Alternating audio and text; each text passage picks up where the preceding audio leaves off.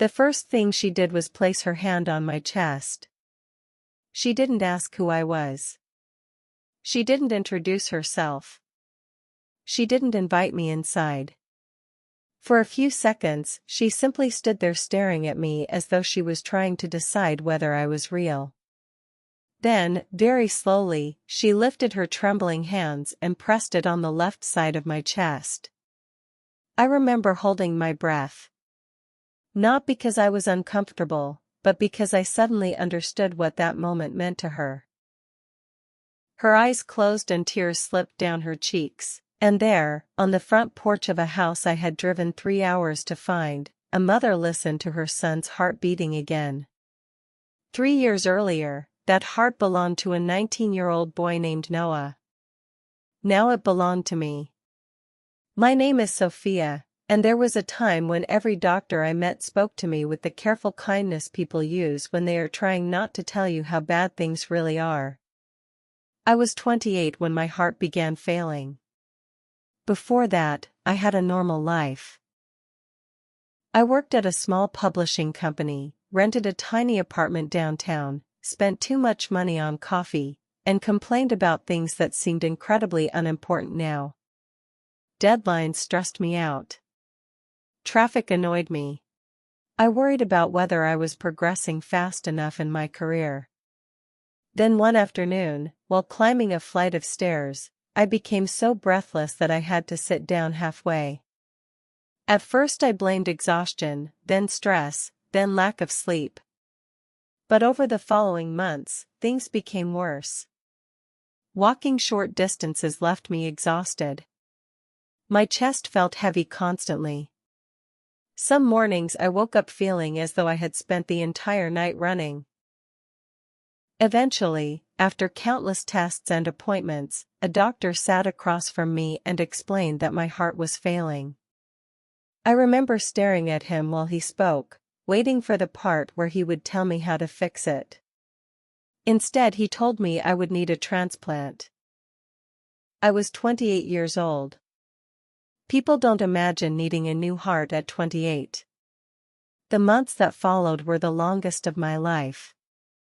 Every phone call made me jump. Every unknown number made my stomach tighten. I continued living as normally as I could, but everything felt temporary. Every birthday, every holiday, every ordinary afternoon carried a quiet question in the background. How many more would there be? Then one night, at 2 a.m, my phone rang. A donor had been found.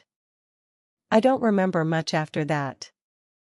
Just hospital lights, paperwork, nervous smiles from medical staff, and the strange realization that somewhere, at that exact moment, another family was experiencing the worst day of their lives. Because that's the thing nobody talks about enough. For someone to receive a heart, someone else had to lose one. That thought followed me everywhere after the surgery. The operation was successful. My recovery went better than expected. My friends called me lucky.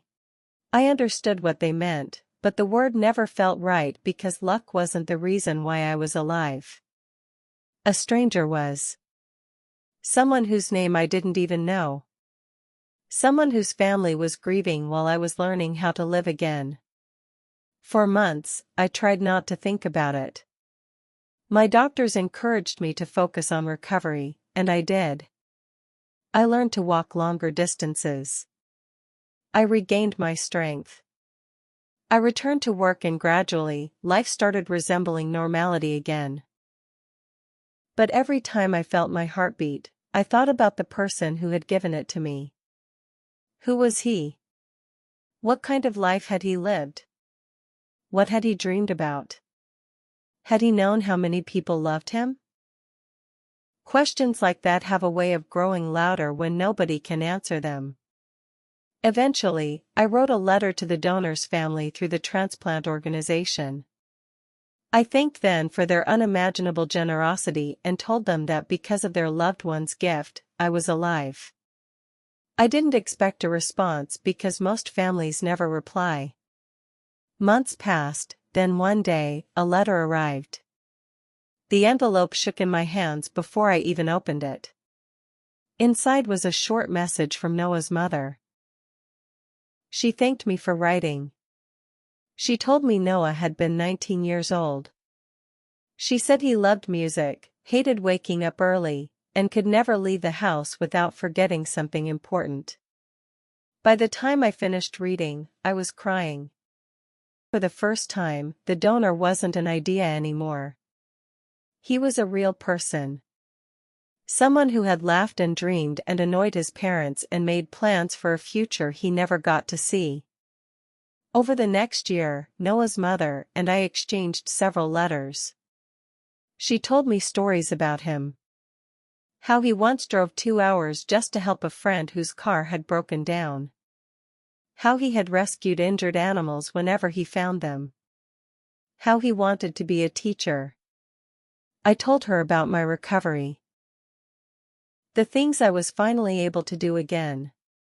Slowly, without meaning to, we became connected through the person we both carried in different ways. Then one day, she included a photograph. Noah was standing on a beach, smiling at the camera while the wind pushed his hair across his forehead. He looked impossibly young. I stared at the picture for a very long time. That night, I couldn't stop thinking about him and his mother. Somewhere in this world was a woman who had kissed her son goodbye one ordinary morning without realizing it would be the last time. And because of that loss, I had been given years I never expected to have. A few months later, I asked if I could meet her and she agreed. The drive to her house felt longer than any journey I had ever taken. I rehearsed conversations in my head the entire way. I worried about saying the wrong thing. I worried about reopening wounds that had barely begun to heal. Most of all, I worried that my presence might hurt her. But when she opened the door, none of those fears mattered anymore. As soon as our eyes met, I realized she wasn't seeing a stranger, she was seeing a connection. As though she had been searching for that heartbeat the second she lost him. We spent the afternoon talking about Noah. She showed me photographs from different stages of his life. Before I got into my car, she hugged me tightly. Then she stepped back, looked at me through tears, and said something I'll never forget. For a long time, all I could think about was what I lost. Meeting you helped me see what Noah gave. I cried the entire drive home. Not because I was sad, but because for the first time since my transplant, the story felt complete. A young man lost his life far too soon.